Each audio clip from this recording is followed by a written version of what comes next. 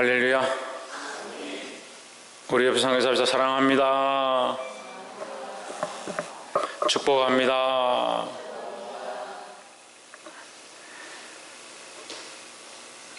예, 말씀을 좀 읽어보겠습니다. 시작. 구속하시는 하나님이다. 예, 우리를 구속하셔서 우리가 구속되어지는 것이 이렇게 갖춰지는 것이지만 사실은 우리가 죄에 구속되어 있었다. 죄에 구속되었던 우리를, 악에 구속되었던 우리를 하나님께서 은혜로 구속하셨으니까 우리의 지금 되어진 구속은 우리를 가두고 괴롭게 하는 것이 아니라 하나님의 주신 은혜고 기쁨이다라는 거죠. 그래서 죄에 매여 살았던, 죄로 말미암아 죽을 수밖에 없었던, 악한 것 가운데 미혹되어지고 넘어질 수밖에 없었던 우리를 하나님이 진리 가운데로 인도하신다. 하나님께서 진리로 인도하시니까 그러면 우리는 뭘 순종해야 되느냐? 진리를 따라 순종해야 되는 겁니다. 내 생각과 내 뜻대로 가지 않고 하나님의 이 계획 앞에 순종하기를 주의 이름으로 축복합니다. 10장 2절에 대저 드라빔들은 헛하는 것을 말하며 복술자는 진실치 않은 것을 보고 거짓 꿈을 말한즉 그 위로함이 헛됨으로 백성이 양같이 유리하며 목자가 없으므로 공고를 당하나니 했습니다. 이 백성이 줄이고 공고하고 유리하고 방황하는 이유가 뭐냐? 바른 목자가 없다. 근데 우리가 줄이고 공고하고 유리하고 방황하는 이유는 우리가 못 먹어서, 못 입어서, 좋은 것을 가지지 못해서 그런 줄 착각하는 겁니다. 우리의 방황과 우리의 고민이 먹고 마시는 것에 있는 것이 아니라 하나님의 뜻을 알지 못하고 하나님의 말씀을 알지 못하고 하나님이 원하시는 길을 알지 못하니까 목자가 없는 것 같다라는 거죠. 시대가 악해지면 목자가 자꾸 없어집니다. 바른 말씀을 전하는 자들이 없어집니다. 또한 그 바른 말씀을 전하는 자의 말을 듣기 싫어합니다. 왜 듣기 싫어하느냐? 자기들이 원하는 바를 듣고 싶어하는 겁니다. 이 말씀이 본문 그대로 되어 있습니다. 10장 2절에 드라빔들은 헛하는 것을 말하며 했습니다. 드라빔은 집 안에서 섬기는 우상이다. 그 드라빔을 가지고 점을 치기도 하고 제사를 지내기도 하는데 그것이 뭘 주느냐? 헛하는 것을 준다. 복술자들은 진실하지 않은 것을 보고 거짓 꿈을 말한 즉 했습니다. 점치는 자들이 뭘 하느냐? 진실하지 않고 거짓된 꿈을 주는데 그게 옳은 줄 알고 쫓아간다는 거예요. 세상의 소망을 가진 사람들은 하나님의 말씀을 듣지 않고 자기 생각과 자기 기쁨을 쫓아가고 자기가 원하는 것들에 소망을 두기 시작하는 겁니다. 그러면서 그것이 맞는 줄 착각합니다.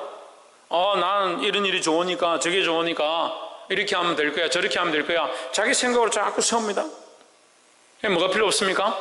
그렇게 자꾸 하니까 뭐가 필요 없어집니까? 왜? 하나님 말씀 필요 없어집니다. 그럼 하나님 말씀 필요 없어지면 뭐 하겠습니까? 기도할 필요가 없는 겁니다. 기도는 하나님 뜻을 구하고 하나님 뜻이 우리 안에 이루어지길 원하는 것이 기도인데 하나님의 마음을 구하지도 않고 하나님 뜻을 찾지도 않으니까 기도할 필요가 없는 겁니다. 뭘 찾느냐? 자기가 원하는 신을 찾고 자기가 원하는 복수를 한다. 내 생각이 옳은 대로 산다는 말이에요. 시대가 악해지면 그렇게 되는 겁니다. 하나님 말씀 앞에 순종하기를 주의 이름으로 축원합니다. 3절에 내가 목자들에게 노를 바라며 내가 수염소들을 벌하리라. 만군의 여호와가 그 무리 곧 유다 족속을 근거하여 그들로 전쟁의 준마와 같게 하리니 했습니다. 내가 목자들에게 노를 바라며 했습니다. 노를 왜 바라느냐? 바른 진리를 가르치지 아니하고 하나님 말씀을 흘려보내지 않는다. 그냥 하나님 멸하시겠다. 만군의 여호와가 그 무리 곧 유다 족속을 돌보아 그들을 전쟁의 준마와 같게 하리니 했습니다. 이 유다 백성들을 내가 버려두지 않겠다. 그들을 다시 회복시켜서 뭘 하게 하느냐? 이 전쟁을 하게 할 뛰어난 말처럼 되게 만들겠다. 뛰어난 말처럼 삼겠다. 그걸 다시 말하면 뭡니까? 우리를 영적인 용사로 세우고 원하신다는 겁니다. 영적인 싸움을 하는 거룩한 용사가 되어야 되죠. 자기 먹고 마시고 즐기고 자기 육체를 위한 준마가 되면 안 됩니다. 세상에 많은 말들이 있는데, 세상에 많은 사람들이 있는데 뭘 쫓아가느냐? 자기 먹고 마시고 입는데 바쁜 그런 말들이 되어버렸다. 전쟁을 준비하지 않습니다. 무슨 전쟁요? 최원영, 무슨 전쟁? 영적 전쟁을 준비하지 않습니다. 영적 전쟁을 준비하고 하나님 뜻을 구하고 기도하는 자리가 나아가야 되는데, 이거 연결하면요, 결국 기도하는 것이 뭐다? 기도하는 것이 하나님 뜻을 구하는 것이고, 기도하는 것이 영적 전쟁의 모습이다라는 거죠. 기도하지 아니하고 말씀에 순종하지 아니하고 결국 싸우고 있다고 하는데, 누구를 위해 싸우고 어디를 향해서 싸우고 어느 방향으로 가고 있는지도 모르고 있는데 자신은 싸우고 있다고 착각하는 겁니다. 4절에 모퉁이 돌이 그에게서, 말뚝이 그에게서, 싸우는 활이 그에게서, 권세 잡은 자가 다 일제히 그에게서 나와서 했습니다. 모퉁이 돌이 그에게서 나온다. 이 모퉁이 돌은 예수 그리스도를 얘기하는 겁니다. 너희 안에 그리스도가 날 것이다. 너희 안에 그리스도가 난다는 말은요, 다르게 말하면 너희에게 그리스도를 보내줄 것이다 이 말이에요. 너희 안에 그리스도를 보내줄 것이다. 유다 백성 가운데, 다윗의 혈통 가운데 그리스도가 난다는 것은 다르게 말하면 하나님께서 그리스도를 그 혈통 가운데 보내주신다라는 거죠. 너희가 잘나서 너희에게 그리스도를 보내는 것이 아니고, 너희가 뛰어나서 너희에게 모퉁이 돌이 세워지는 것이 아니고 이 말이에요. 근데 사람들이 참 이게 안 되더라고요. 자기가 조금만 뛰어난 재주가 있어도요, 자기가 다 한 줄 아는 겁니다. 자기가 조금만 재주가 있어도 자기가 굉장히 뛰어난 능력을 가진 줄 아는 겁니다.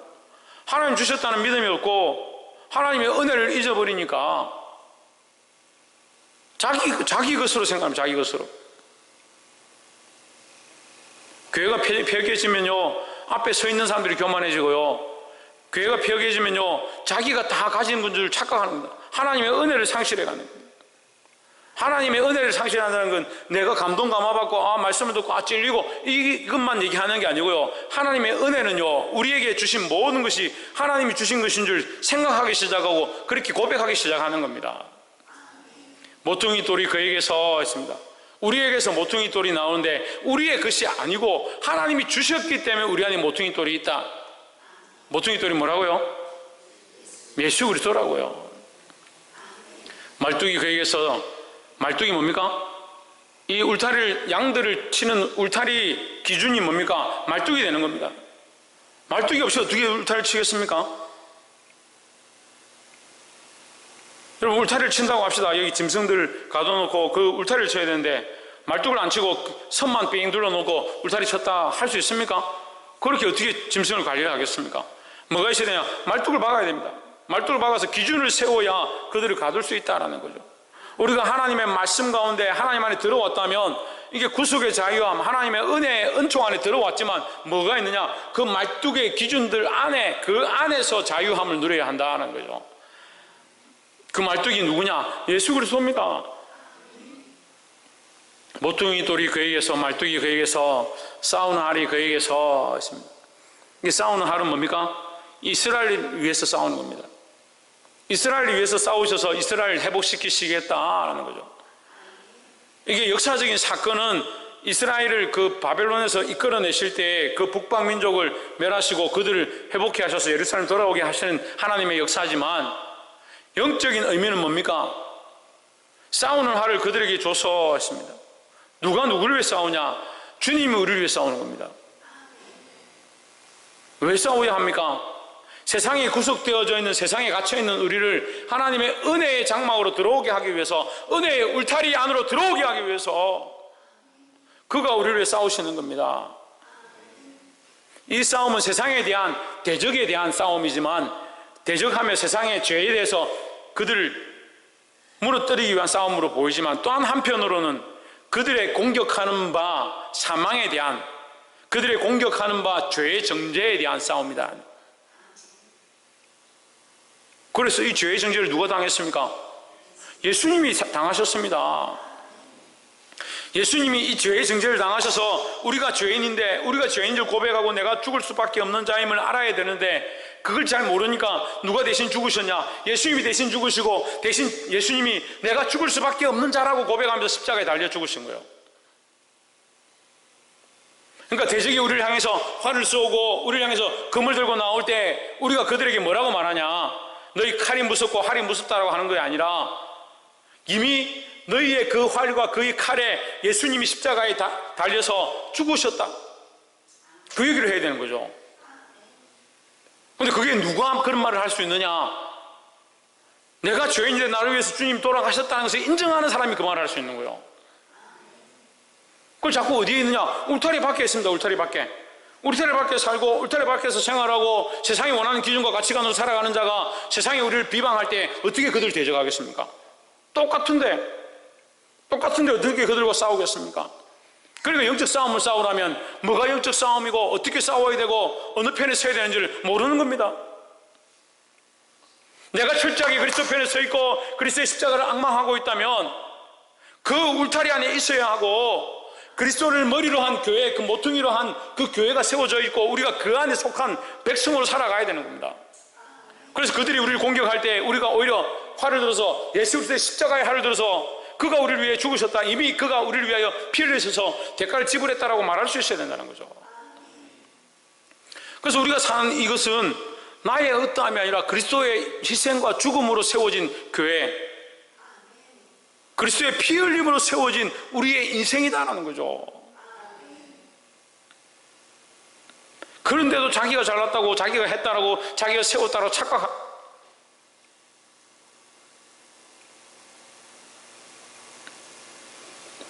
볼 수 있기를 소망합니다. 오늘 이 말씀은 그리스도께서 교회를 세우는 것, 다시 말하면 하나님께서 이스라엘을 회복해 하시는데 거기에 누구를 쓰시느냐? 예수 그리스도를 쓰겠다라는 것을 표현합니다. 모퉁이 돌로, 말뚝으로, 싸우는 화살로, 권세 잡은 자로 누구를 세우시냐? 예수 그리스도를 세운다는 겁니다. 그럼 우리는 어떻게 해야 되느냐? 우리는 그 모퉁이 돌로, 말뚝으로, 싸우는 활로, 권세 잡은 자가 우리 안에 있다. 누가? 예수 그리스도가 우리 안에 있다. 그럼 우리는 뭘 해야 되냐? 이걸 써야 되는 거죠. 이걸 써야 되는 거죠. 그들이 우리를 비방할 때 예수 그리스도의 이름으로 싸우고, 기도할 때 예수 그리스도의 이름으로 기도하고, 세상의 권세 잡은 자 앞에 예수 그리스도의 권세를 내밀어서 승리하는 자들이 되어야 합니다. 그러니까 기도가 필요한 거죠. 아직도 울타리 안에 들지 못한 많은 심령들이 있는데 왜 우리는 울타리 밖에 있어서 그들을 안으로 인도하지 못하느냐? 울타리 안에서 그리스도의 이름으로 선포해서 그 울타리 밖에 있는 심령들을 예수 그리스도 안으로 끌어들이고 구원의 자리 가운데로 불러야 하는 그 사명이 우리에게 있습니다.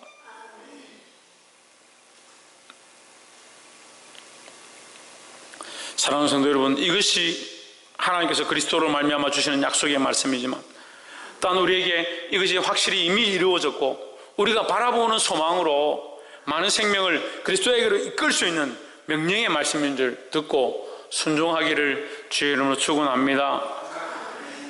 두 번째는 6절에 내가 유다 족속을 견고하게 하며 요셉 족속을 구원할지라 내가 그들을 긍휼히 여김으로 그들로 돌아오게 하리니 그들이 내게 내어버림이 없었음 같이 되리라. 나는 그들의 하나님 여호와라. 내가 그들을 들으리라 했습니다. 그들은 내가 내어버린 적이 없었음 같이, 내어버린 일이 없었음 이렇게 하니까 좀 어려운데 쉽게 말하면 내가 내어버리지 않은 것처럼 될 것이다. 너희가 포로로 끌려갔고 고통을 당하고 70년 동안 심판을 받았지만, 대가를 지불했지만 내가 너희를 회복시킬 때는 그 대가 지불과 그 고통의 시간들이 눈물 씻은 것처럼 사라질 것이다 이 말이에요. 그런 것이 없었던 것처럼 하게 할 것이다. 그러니까 지금 잠깐 당하는 이 세상의 고난은 그게 별겁니까? 다 지나가고 눈물처럼 씻겨지고 나면 없어질 것이다. 없었음같이 하게 하실 하나님의 그 약속을 바라보아야 한다는 겁니다. 그걸 연약하니까 자꾸 어떻게 합니까? 당장 눈에 보이는 이 고통, 당장 힘든 이 상황, 이 어려움이 너무 힘들어서 나는 하나님 믿기 힘들다, 기도하기 힘들다, 예배하기 힘들다, 하나님 앞에 나아가기 힘들다. 세상이 계속해서 교회를 공격하고 우리의 믿음 없음을 공격합니다. 믿음 없음을 자꾸 공격해요. 원래도 믿음이 없는데 그 있는 믿음까지도 빼앗으려고 공격합니다. 근데 보니까요, 참 이 믿음이 자라는 것보다 무너지는 게 더 쉽더라고요. 순식간에 무너지는 거예요. 믿음을 세워서 하나님의 거룩한 용사로 적군을 향하여 활을 날리고 이 땅을 향하여 그리스도의 이름으로 선포하고 그 울타리 밖에 있는 영혼들을 주님 앞으로 이끌어드리는 것보다 내가 자꾸 픽픽 쓰러져가지고 세상으로 끌려가고 활에 맞고 세상과 타협해버리는 그 자리에 잘 가더라는 거예요. 하나님 우리에게 약속하십니다. 내가 너를 내어버린 일이 없었음 같이 되게 하리라. 어떻게 해야 합니까? 이것을 신뢰하고 붙잡아야 합니다. 그럼 이걸 어떻게 합니까? 믿음으로 붙잡습니다. 믿음으로. 나는 그들의 하나님 여호와라. 내가 그들에게 들으리라 하십니다. 하나님께서 계속 이 구약의 말씀들을 통해서 선지서를 통해서 이스라엘 백성에게 경고하시고 심판하겠다 하시고 책망하시고 계속 그렇게 합니다. 근데 어떤 이들은 그 말씀을 들으면요, 하나님 계속 책망만 하시네, 계속 심판만 하신다 하네, 계속 정죄만 하시네, 그렇게 생각합니다. 저도 이 말씀들을 설교하니까요, 듣는 사람들이 목사님 맨날 정죄만 하네, 목사님 맨날 야단만 치시네.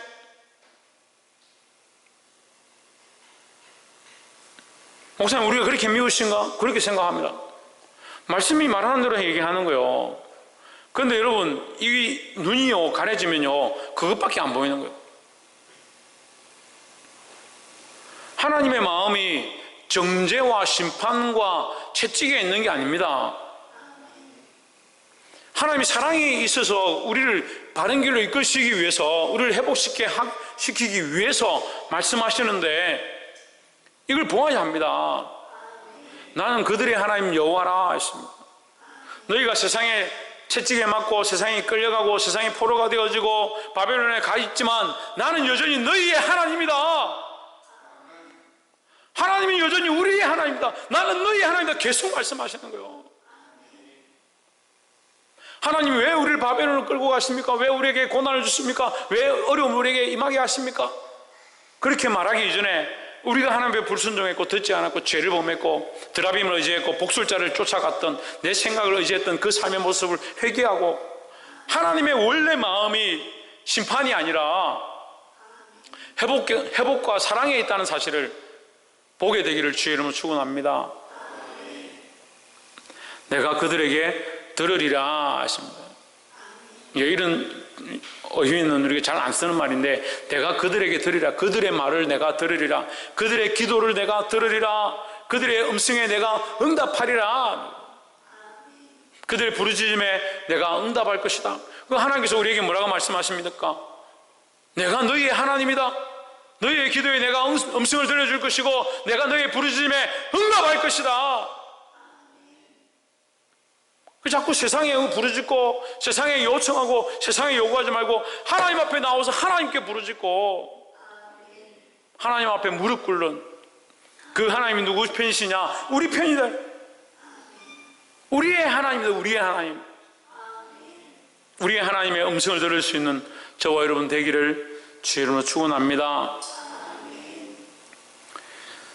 마지막 세 번째로 8절에 내가 그들을 향하여 휘파람을 불어 모을 것은 내가 그들을 구속하였음이라 했습니다.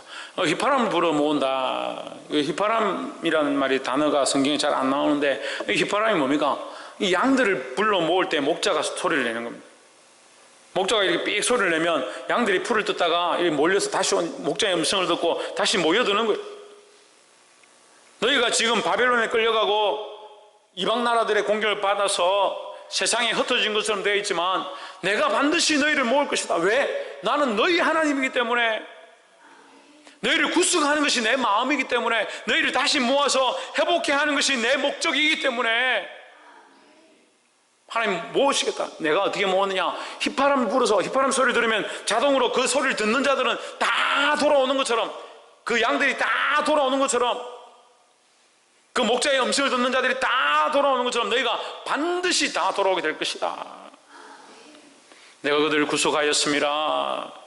구속하였다. 여기서 구속은 소유입니다. 소유. 하나님의 것이다. 하나님의 것이다. 그러니까 아까도 얘기했죠. 하나님의 것이니까 세상의 이리와 여우와 늑대가 침범할 수 없다. 왜? 하나님이 대가를 지불하시고 하나님의 것으로, 하나님의 울타리로 사셨다는 거예요. 그들이 전에 번성하던 것 같이 번성하리라 했습니다. 우리가 두 번째에 나왔던 말씀처럼 기억함이 없이 이전처럼, 끌려가기 전처럼, 황폐하기 전처럼, 전에 번성하였던 것처럼 번성하리라 했습니다.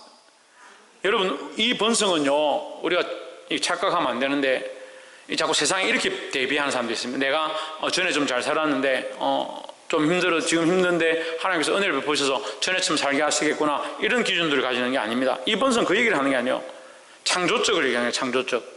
하나님께서 창조하셨던 원래의 모습대로 다시 회복하실 것이다.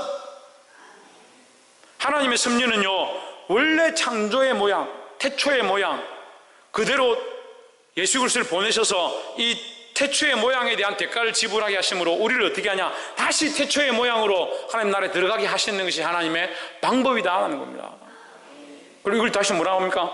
원래대로의 회복이다 하는 겁니다.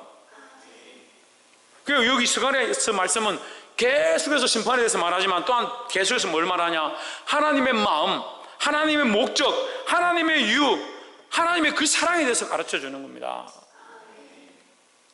9절에 내가 그들을 열방에 뿌리려니와 그들이 원방에서 나를 기억하고 그들의 자녀와 함께 다 생존하여 돌아올지라 하십니다. 그래서 당장 보기에는 너희를 세상에 흩어버리고 뿌리는 것처럼 보이지만 너희가 뿌려져서 거기서 자녀를 낳고 번성해서 더 풍성해져서 함께 돌아오게 될 것이다. 그러니까 지금 너희가 책책을 맞고 심판을 당하고 고난 가운데 있는 것처럼 보이지만 결국은 그것 또한 하나님께서 회복시키실 때에 더 온전해질 것이다 하는 거죠. 10절에 내가 그들을 애굽 땅에서 이끌어 돌아오며 그들을 아수르에서부터 모으며 길라 땅과 레바논으로 그들을 이끌어 가리니 거할 곳이 부족하리라 했습니다. 말씀을 맺겠습니다. 그들이 거할 곳이 부족하리라. 왜 부족하느냐? 그들을 여러 나라에서 모아왔는데 포로로 끌려간 나라가 다시 돌아오는데 거할 곳이 부족할 만큼 되는 그런 일이 어디 있겠습니까? 포로로 끌려갔으면 많이 죽고 끌려가서 고통을 당해서 거기에 더 많은 사람들이 줄어들고 그 어려운 상황이 되겠죠. 그런데 하나님의 약속은 뭐냐? 너희가 끌려가서 흩어졌지만 다시 모을 때는 여기에 다 거할 수 없을 만큼 풍부하고 풍성하고 부흥할 것이다 라는 거죠. 그러니까 세상의 원리로 치면, 세상의 원리로 보면 이거 아무것도 안 되는 겁니다. 세상의 원리로 보면 망하는 것으로는 보입니다. 하지만 하나님 방법은 뭐냐? 풍성과 부요합니다. 부흥이다 라는 거죠.